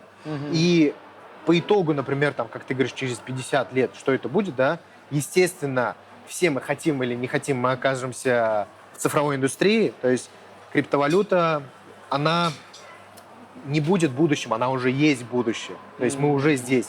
Сбербанк выпускает цифровой рубль, да. Мы видим, например, как в некоторых странах уже легализовали криптовалюту. То есть за нее можно покупать товары и услуги. Кстати, в Дубае есть одно кафе, я не помню, как называется, там можно купить за криптовалюту любую продукцию, которая есть в кафе. Я знаю, здесь даже квартиры покупают. Квартиры тоже покупать. Мы в этом, кстати, способствуем ребятам. Как раз это вопрос обмена, когда мы, грубо говоря, людям здесь помогаем через криптовалюту купить недвижимость. То есть выступаем там в роли определенного там обмена. Здесь уже такая криптостолица. Здесь можно покупать кофе, чай, еду за криптовалюту. Здесь можно покупать недвижимость. Здесь можно арендовать автомобили за криптовалюту. Кстати, я вот за крипту автомобиль снял. Да? Серьезно? Да. То есть на котором мы катались, это за крипту? Да. То есть ты даже не налик, не... Нет. Просто USDT перевел? Просто отправил, да, цифровой доллар и все. Офигеть. Но еще я, насколько понимаю, что в каждой стране есть обменники, и, по сути, ты в любой момент времени можешь поменять криптовалюту на кэш живой. На фиат, да. Да, и на реальные доллары, любые евро или любую другую валюту, и фактически им пользоваться Да. как обычными деньгами. Да. Офигеть. То есть, если у тебя есть, например, определенный какой-то бюджет, ты его можешь, так скажем, конвертировать в крипту, неважно в какую там, да, но лучше это делать в USDT, либо в биток, эфир, и, соответственно, с этой пачкой криптовалюты вылететь в другую страну, приобрести себе недвижимость, либо жить на эти деньги. И здесь уже потихоньку обменивать на фиат. Ну, как я еще понимаю, что это в том числе возможность просто перевода денег.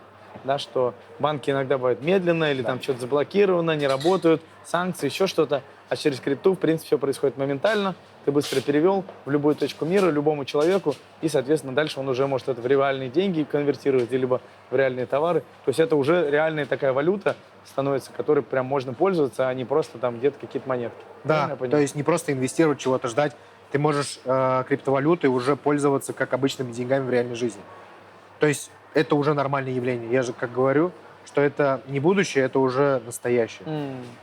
Встроенный джим. Я правильно понимаю, что если я житель этого дома, да. то я бесплатно пользуюсь этим фитнесом, он Конечно. все входит мне. И фитнес, и бассейн. Так, ну, вы сколько от груди жмете? Сколько? От груди сколько жмете? 140, 150. Я понял. 140, 150, да. И я еще не столько старый, подожди. Ну, я понимаю, да, И 140. здесь просто маленький йога студия. Йога делается, такой да. тоже зал. Ага. А отожмете сколько раз? Я еще зону компьютеров, понимаете? Ага. А отжиманий сколько сможете сделать? Не знаю. Ну, у вас просто вес нет. Подождите. У Хорошо. меня есть шанс сейчас. Вдруг скажет, как цифра, я смогу победить. Ну? Мне будет стыдно сейчас. сколько? Будешь победить. Но ты легкий, поэтому тебе будет легче. Я легкий, но вы зато 140 жмете. Ну, может быть, раз 50, 60, не знаю. Пойдемте. Не Нет, больше. ну, одинаково. Ладно, я тоже полтинчик отожму. Все? Да. Договорились. Давай бросим тогда Не будем, споры. не будем, Да, не будем спорить. Хорошо. Вы выше меня, накачаннее меня, богаче. Sorry. Знаете, я ищу хоть какое-то конкурентное преимущество, понимаете? Пожалуйста. Я твой банковский счет еще не проверил. Никто не знает, кто богаче. Согласен, мне нравится. Согласен? Так и есть. Поэтому Ну да, что-то проверить-то, в принципе. И сколько по времени у вас уходит на то, чтобы такое здание построить? Планировка от 6 до 9 месяцев минимум. И завершение 2,5 года. Поэтому минимум 3-3,5 года. Но чтобы такой проект сделать, вы должны в деталях быть очень глубоко, правильно? Знать вот эти все Знаете, материалы, процедура это не нюансы. так быстро можно рассказать. Первое, тебе надо концепция. Потом в голова у человека, который хочет строить, должно быть понимание от хозяина здания. Допустим, я хочу для кого-то строить, мне должно знать, сколько квартир, какой размер, какая комбинация, какая вид. Когда я уже это все выбираю, даю консультант обрабатывает концепцию. После того, как ты завершаешь концепцию, уже все в голова рисовано и все понятно, только тогда начинаешь ходить на детальное. Электрик работает, пламбинг работает, структура работает, разные бригады будут работать. И когда все понятно, материал выбран, объем понятно, создается книга, которая называется Bill of Quantity. Книга, которая будет полностью детали этого здания давать. Потом даешь на тендер. Только работа тогда начинается. Когда ты получаешь тендер, выбираешь строительную компанию, которая самая подходящая, тогда спрашиваешь государство разрешение на стройку. Теперь другая бригада будет консультант, который будет сопровождение вот этой строительной работы делать. И тебе на каждый этап должна быть присутствовать твой инженер, надзор, который будет тебе сказать, они строят по твоим стандартам или они пока нарушают чего-то. Поэтому даже если ты планируешь все хорошо, если тебе попадает недобросовестно, нехорошие люди или непрофессиональные люди, ты можешь потерять больше своего. Оптимистически 2,5 года. А сколько человек должно работать на всем этом проекте? В среднем у нас работали здесь от 500 до 600 человек. 500-600 человек? Достаточно, чтобы целое здание Для построить? структуры. Потом, когда уже структура завершался и внутри была, иногда меньше, до 300 человек. И вы всей этой массой народа управляете? Не я. Есть определенные бригады, консультанты, надзоры, все разные бригады, не только я. Я рапорт проверяю. Самое главное — ресурсы. Если у тебя деньги в карман, ты можешь всех давить. Если у тебя деньги мало, ты тоже будешь тянуть медленно для того, чтобы тебе по плану пойти. То есть именно в застройке, да, в стройке это самое главное. То есть ресурсы, поэтому ты тогда не боишься идти быстро, да, потому что ничего не подгорает. Да, и каждый месяц опоздания — это очень большой расход. Каждый месяц опоздания — расход большой. Сколько примерно получается, если один месяц задержаться? Я тебе хочу сказать, только команда надзор им берет больше, чем 35 тысяч долларов в месяц. Это команда надзор. Строительная компания берут практически 100 тысяч долларов минимум. И посчитай дальше, как остальные расходы будут. Потом ты же берешь деньги имеют стоимость. Если даже посчитаешь 5% в год за 100 миллионов, это 5 миллионов дирхам. Каждый месяц по 500 тысяч дирхам твои расходы. Вот это все, оно сразу же вызывает такое ощущение, что если этим всем заниматься, надо не бояться рисковать. Нет, вообще это не риск. Если деньги в карман, это не риск. Риск, когда ты будешь рассчитывать на продажу, который я не рассчитываю. Я считаю, пока постит не в копейки. Это строительная работа. Деньги нету в карман. Или не гарантированно через банк, через инвестор. Тебе нету гарантии, лучше не начинай. Тогда реально риск. Но когда уже деньги наперед есть, это не риск. И любые проблемы уже не проблема, это просто расход. Это можно вывести в цитату. Можно. Что если проблему можно решить за деньги, это не риск, а расход. Да, это не проблема, это расход. Классно. Правда.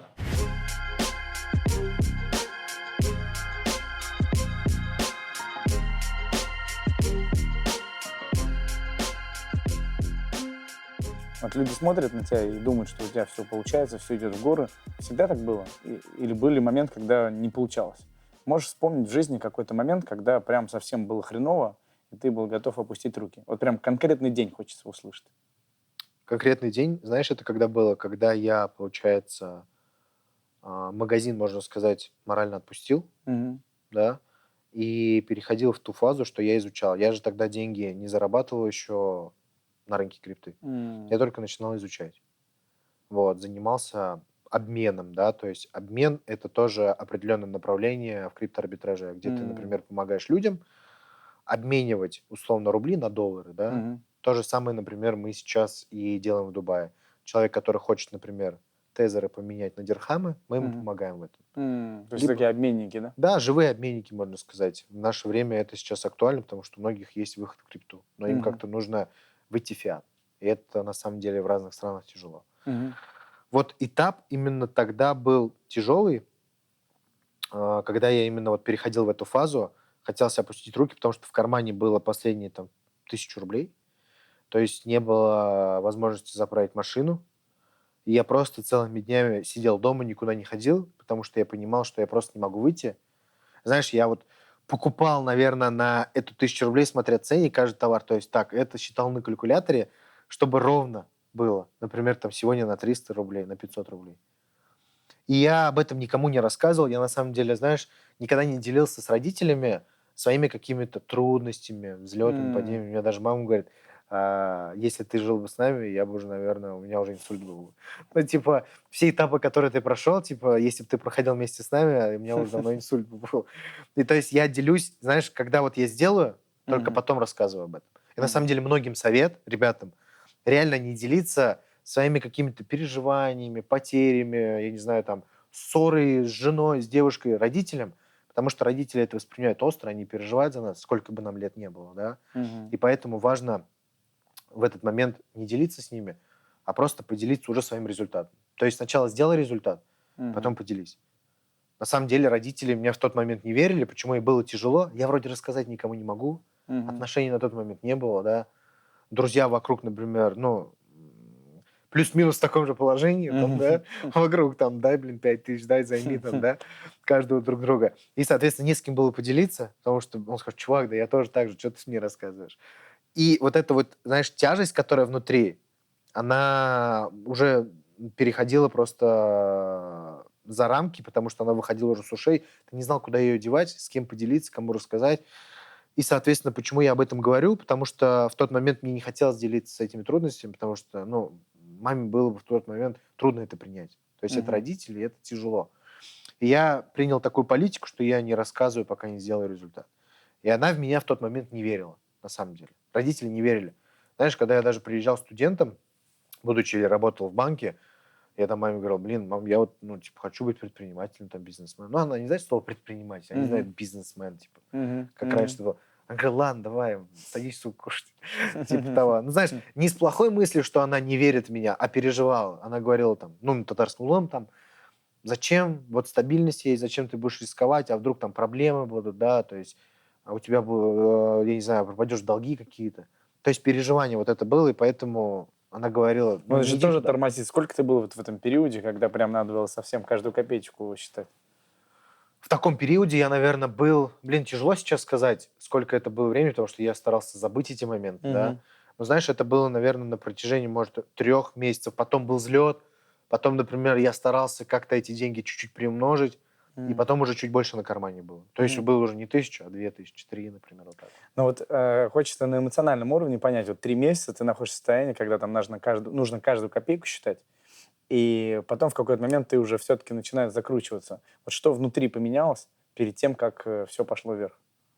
Что поменялось, знаешь, вот когда было последние 1000 рублей в кармане, у тебя такая огромная мотивация это изучать. То есть, знаешь, вот человек должен попасть вот в это состояние, где ты не можешь поделиться с родителями, да, каждый там может сказать, ой, мам, мне тяжело, можно я приеду суп покушаю. Но вот этот момент не делиться с родителями, не просить денег у них, вот этот момент, когда тебя поджимает, ты захочешь изучать. И я максимально звонил, виделся с ребятами, которые в этом направлении, искал информацию, да, старался, например, там, я не знаю, находить клиентов, которым нужно рубли поменять, например, на крипту, за счет этого зарабатывал. И если потом, например, перешел уже на биржу, где я покупал, продавал, то есть начинал вот с такого живого обмена, помогал людям, например, там, войти в крипту, кто-то, например, просто инвестировал в кошельке и держал, находил таких клиентов, объяснял им, что, блин, я вам могу обменять, я просто беру свою комиссию, у меня вот такой курс. Старался продавать, у меня там 2, 3, 5 тысяч рублей уже было. Ага, клиенты появляются, и ты такой, хоп, чувствуешь, о, уже 5 тысяч. Ты настолько начинаешь тянуть деньги, это просто космос.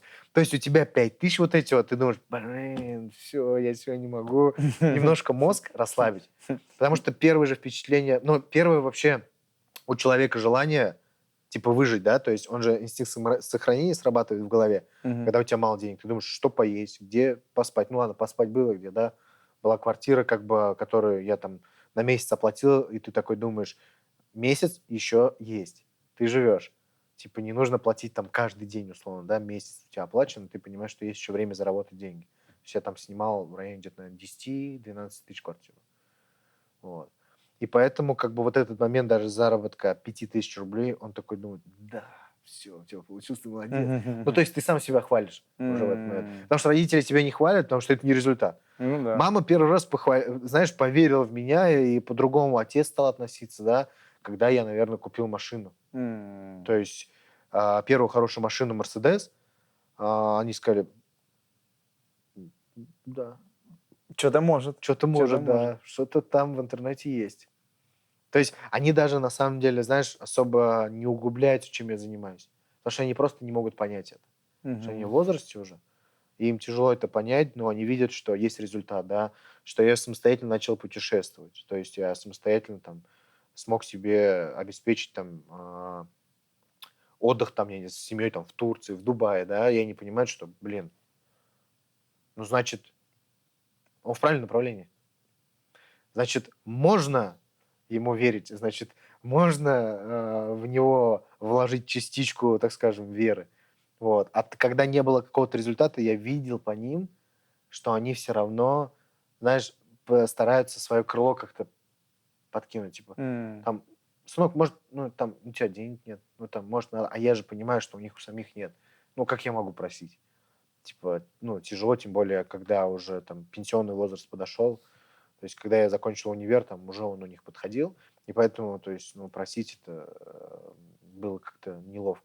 Поэтому ты стараешься с улыбкой на лице говорить, нет, все хорошо, типа, я поел, все нормально. Ну, я хотел еще по поводу этой золотой банкноты сказать. Это очень простой, у каждого дома можешь видеть. Ну, мне был тот 2009 период, когда я банкротился. Мне нужен был деньги. И для того, чтобы только первый кредит ноты себе покупать и реализовать. И в то время ко мне прилетел очень богатый русский клиент мой. Он хотел здесь инвестировать очень большие деньги. Я ему говорю, слушай, на время кризиса надо инвестировать. Мы взяли вертолет, весь Дубай посмотрели, все районы я ему показал. И он говорит, куда инвестировать? А я ему говорю, слушай, не надо сейчас. Сейчас кризис будет хуже. Жди. Он улетел, и он мне писал такое сообщение, что я очень благодарю, что ты честно мне рассказывал. Я хотел инвестировать, я понимаю, что еще рано, туда-сюда. Или я опоздал вообще, пропустил поезд, когда надо было 4-5 лет. Этого делать я ждал 8 год, и это уже поздно. Когда мне надо было деньги, я звоню, я говорю, у него имя Иван. Я говорю, Иван, мне надо деньги. Он говорит, окей, сколько? Я говорю, хотя бы $1 миллион. Alright. Какой процент ты будешь платить? Я говорю, ты знаешь, я не люблю тебе сказать, обещать чего-то. Но я думаю, минимум 10% в год ты зарабатываешь. Вот 10%. Мне Москва предлагает 30%. Я говорю, я 10 предлагаю минимально. Зарабатываю больше, буду отправить больше. Окей. Пиши мне один, типа, электронный, я тебе ответил завтра. Я ему писал, коротко, очень коротко. Дорогой Иван, мне столько надо, и я обязательно тебе минимум 10% даю. И забыл о том, что я даже отправил это письмо. Через 2 дня, вот этот же секретарь Анджи прибегает ко мне. Мистер Реза, я говорю, да. $150 тысяч сегодня пришел. От кого? Я говорю, не знаю даже, я не представляю даже это Иван. Следующий день 150, следующий день 150. Он меня отправил практически $1 миллион без никакой росписи. И без никакой документов. Знаешь, на то время, видимо, деньги у него был очень хороший. Прошел ровно 11 месяцев. И в это время один раз Иван ко мне прилетел и говорит, я тебе специально покупаю вот эту золотую монетку. Я думаю, что он будет тебе принести удачи. И всегда держи себя в офисе. Я говорю, хорошо. И до сих пор это стоит, да? Через 11 месяцев он мне звонит, Реза, я хочу лететь в Малдив. Но, к сожалению, мне дела не очень хорошо, нужны деньги. Я говорю, сколько денег надо? Ну, говорит, то деньги, которые я заплатил, вместе с процентом. Я говорю, я могу тебе деньги возвращать свободно. Если ты свободно берешь, я могу тебе давать 12%. Но если ты ждешь, мой кейс как раз тут был. под вопросом. Я ему говорю, если выиграю кейс, я могу тебе возвращать то деньги, которые ты хотел. Он говорит, нет, свободно надо деньги. Он думал, что я просто не хочу возвращать, сказки рассказываю. Через день я отправил ему все, 1 100 000. 12% я ему возвращал. И через банк официально. Он звонит, говорит, я получил деньги. Я говорю, ну, как? Я говорю, почему ты так удивлен? Он говорит, мне все сотрудники взяли деньги. Мой самый лучший друг, которому мы вместе служили в армии, забрал деньги. Ни один не вернул.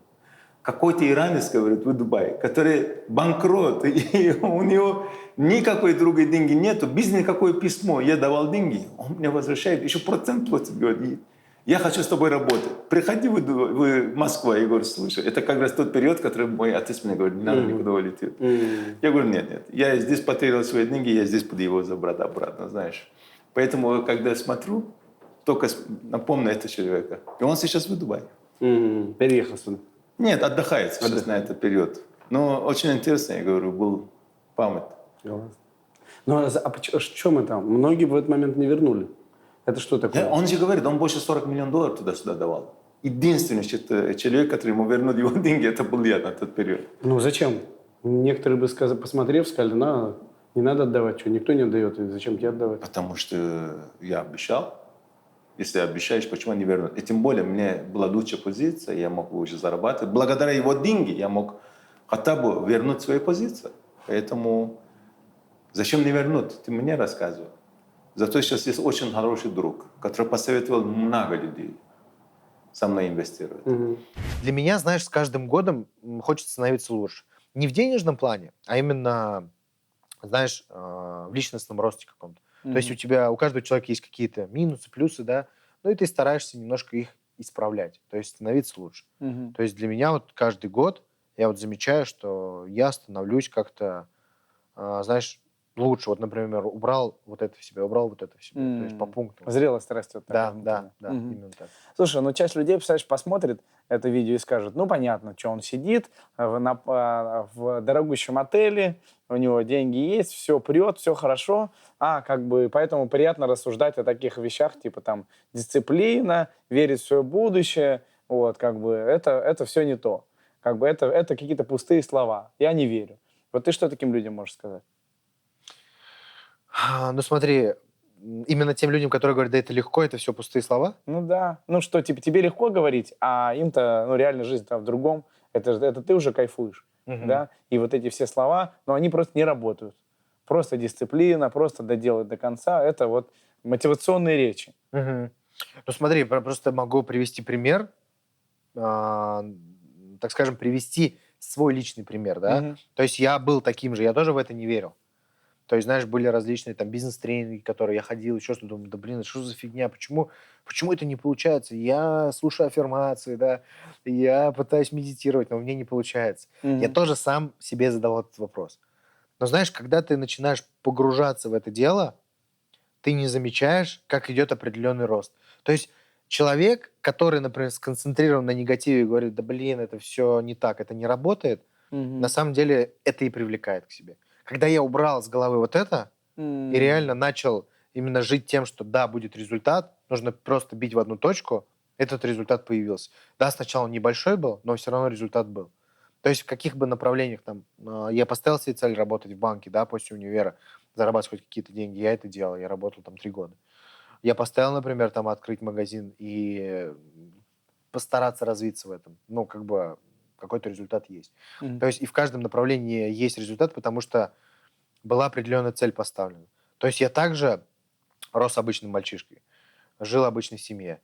И не было такого, что родители предприниматели, да, и они вот заложили в меня зерно предпринимательства. Не было. То есть мама и папа как бы обычные наемные работники были. Бабушка, дедушка также работали там на заводе, да, не было какого-то примера предпринимателя, который бы мне это передал и сказал, нет, вот, сынок, там, вот это так надо делать, а это вот так. Не было, я сам саморазвивался, я сам, получается, делал ошибки и на этом учился. То есть я понимаю людей, на самом деле, очень хорошо, которые говорят, что, блин, да хорошо сейчас говорить, будучи на этом месте. Но ты не знаешь, какой человек путь прошел, и, соответственно, что ты сделал ради того, чтобы хотя бы чуть-чуть приблизиться к этому, да? То есть самое главное же человеку именно видеть себя в этой точке. А человек в основном что хочет? Он просто хочет мгновенного кэша здесь и сейчас. Хочу миллион заработать. Типа, хочу миллион заработать. А я проецировал себя в будущем. То есть, знаешь, я вокруг себя видел, например, там, семью, да, детей, жену, там, именно вот какую я хочу, да, то есть у нас все идиллия, комфортно, да, какую машину вот я еду. Я просто это представлял, я просто это, мечтал об этом. Пусть это, может быть, звучит как-то странно, да, но это на самом деле так и есть.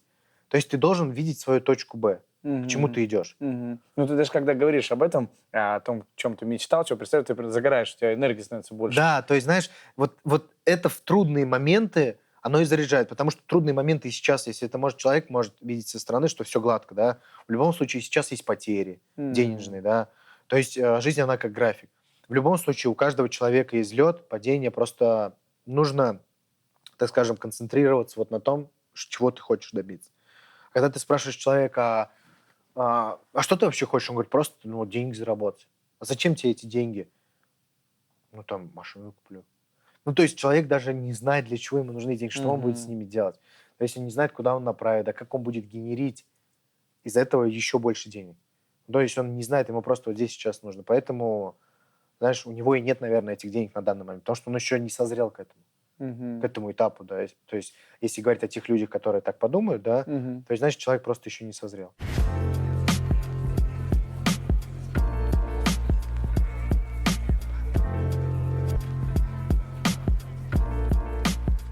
Многие думают, что там бизнес, или тем более уж стройка, это все друг друга кидают.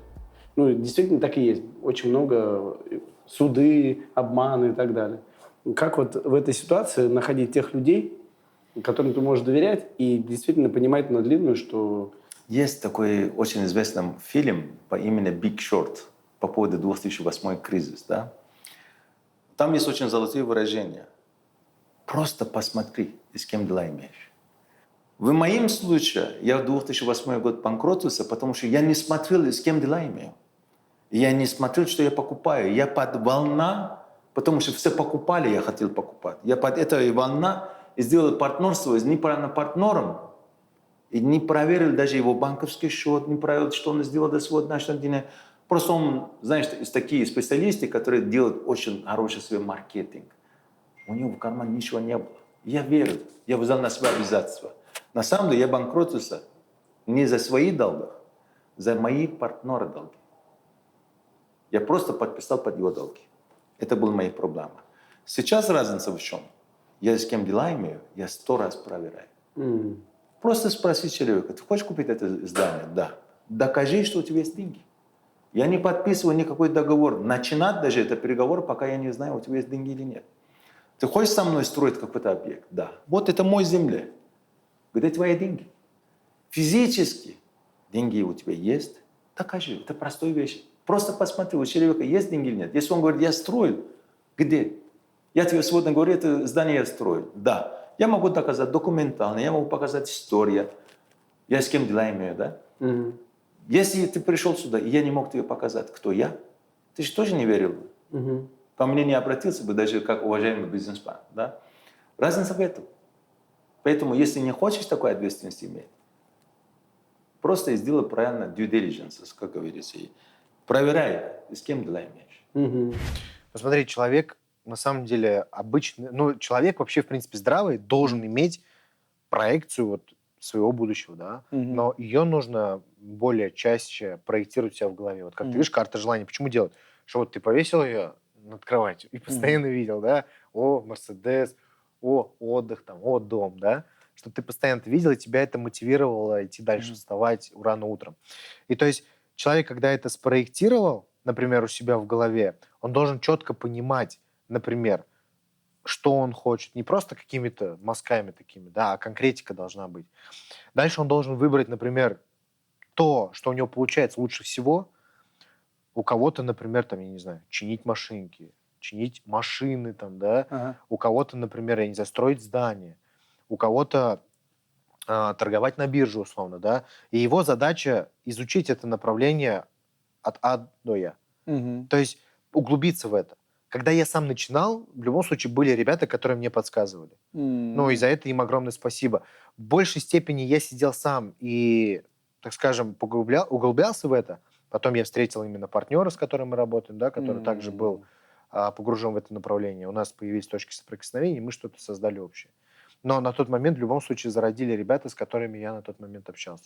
То, о чем многие говорят, что нужно найти вот этот круг людей, с которым ты постоянно общаешься, это окружение, от которого ты можешь постоянно подпитываться и вот эти идеи в том числе брать, да, то есть не только самому сидеть там лежа на диване такой, так, что там, какое мое будущее, а вот активно участвовать в тусовках, да, быть причастным к этому и через людей в том числе напитывать вот эту картинку. Правильно Все я верно. понимаю? Да, то есть, грубо говоря, заряжаться от тех людей, которые, например, в чем-то лучше тебя, например, там, в финансовом плане, да, то есть, если ты, например, пришел даже, например, в наше комьюнити, есть ребята, которые уже там состоят год, два, и у них есть определенный бэкграунд, результат.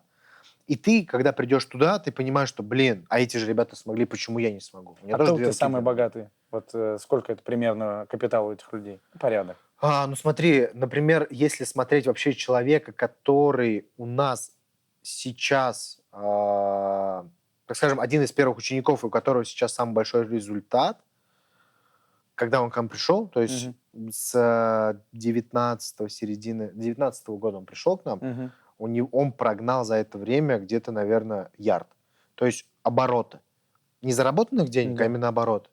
То есть недавно он как раз писал, что вот у него тоже есть команда, у него сидят ребята, сотрудники, которые помогают ему в работе, то есть определенные дополнительные руки, он почти уже прогнал ярд оборот.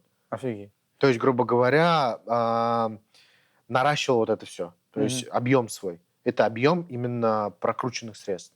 Но все равно это имеет значение, когда через тебя прошло там, 1 миллиард рублей, да, ты все равно чувствуешь эти деньги совершенно по-другому, нежели они в теории где-то там... Где-то у кого-то. Где-то там проходят.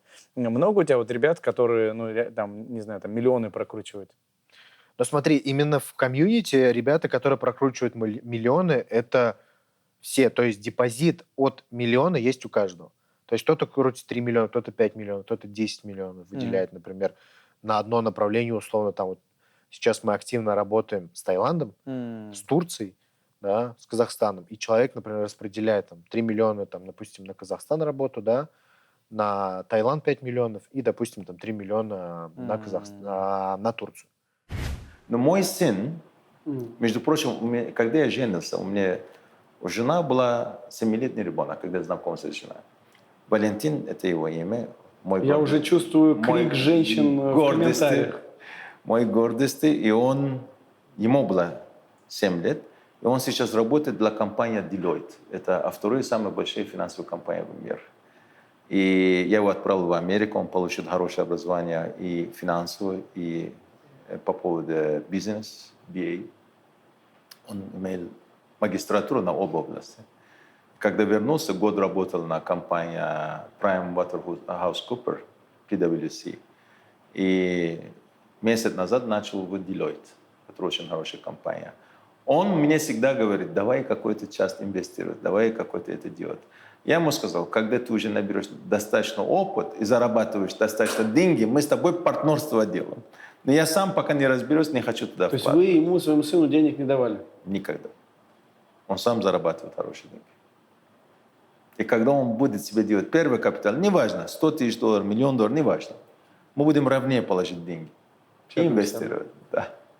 Хорошо, но вот уже совсем в старости вы накопите, наконец, $1 миллиард, я надеюсь, и вы будете оставить наследство? Или что вы сделаете с деньгами?